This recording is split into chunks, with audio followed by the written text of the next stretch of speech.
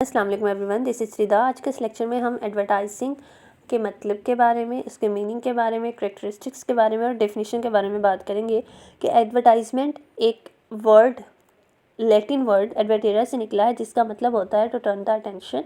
Basically it is a tool of mass communication which makes mass selling possible. ये एक ऐसा macro level का concept होता है जो कि पूरी की पूरी एडवर्टाइजिंग इंडस्ट्री को रिप्रेजेंट कर रहा होता है। ये प्रमोट करता है हमारी goods services through information and persuasion of people, लोगों को परसुएट करके। नेक्स्ट पॉइंट हमारे पास आ जाता है, इसकी कुछ डेफिनेशंस के बारे में बात करते हैं। According to advertising association of UK, advertising एक ऐसा मीन ऑफ कम्युनिकेशन है जिसके अंदर जो यूज़र है अपने प्रोडक्ट और सर्विसेज को प्रमोट करता है, और ये एक ऐसा मैसेज है जो पेड होता है एडवर्टाइज़र की तरफ से या फिर स्पॉन्सर की तरफ से, जो उसको दिखाना चाहते हैं कि लोग जो हैं वो इन्फ्लुएंस हो और लोगों को इन्फॉर्म किया जाए, लोगों को इन्फ्लुएंस किया जाए कि लोग जो है वो उसको रिसीव करें। नेक्स्ट डेफिनेशन है, according to the American marketing association, advertising एक पेड फॉर्म ऑफ कम्युनिकेशन है, नॉन पर्सनल कम्युनिकेशन है जिसको प्रेजेंट किया जाता है और गुड्स और सर्विसेज को प्रमोट किया जाता है बाय एन आइडेंटिफाइड स्पॉन्सर, जिसके अंदर स्पॉन्सर का पता होता है। नेक्स्ट हम इसके कुछ करेक्टरिस्टिक्स के बारे में बात करते हैं। सबसे पहले हम बात करेंगे पेड कम्युनिकेशन। हमने अभी बात की कि advertising is a paid form of communication. ठीक है, इसका मतलब है कि हमें कुछ सर्टन अमाउंट जो है वो स्पॉन्सर को या फिर एडवर्टाइज़र को पे करना होता है कि वो किसको पे करेंगे, मैस मीडिया को, ताकि जो एडवर्टाइजमेंट का मैसेज है वो कम्प्लीटली जो है वो सक्सेसफुल हो सके। नेक्स्ट पॉइंट हमारे पास आ जाता है नॉन पर्सनल कम्युनिकेशन। इसके अंदर जो एडवर्टाइजिंग का फोकस होता है टारगेट ऑडियंस के ऊपर। ठीक है, ये एक 1-to-1 कम्युनिकेशन नहीं होती है, दो लोगों के दरमियान कम्युनिकेशन नहीं होती है, इट इज़ 1-to-many कम्युनिकेशन, बहुत सारे लोगों के दरमियान जो है वो कम्युनिकेशन होती है। नेक्स्ट पॉइंट हमारे पास आ जाता है आइडेंटिफाइड स्पॉन्सर। स्पॉन्सर के बारे में पता होना चाहिए।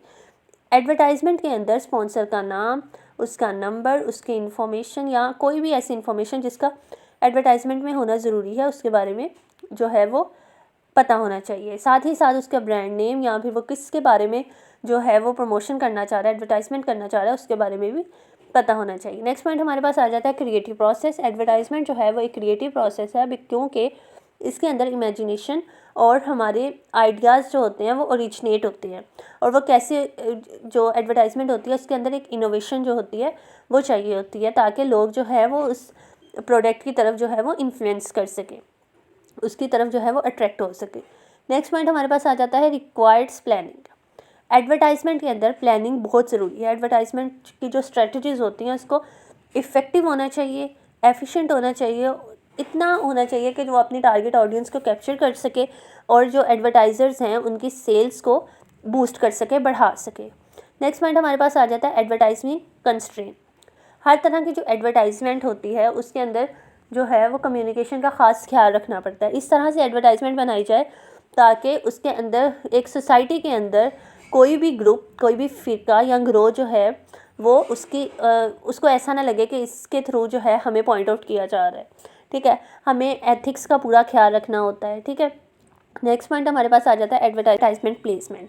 किसी भी कम्युनिकेशन की जो प्लेसमेंट है वो बहुत ज़्यादा ज़रूरी होती है। अब हमने एक एडवर्टाइजमेंट बना ली है, ठीक है, उसको हमने अगर राइट टाइम पे, राइट प्लेस पे, राइट पीपल्स के साथ जो है वो शेयर नहीं किया तो वो एक कंप्लीट वेस्ट है, वेस्टेज ऑफ मनी है, वेस्टेज ऑफ टाइम है।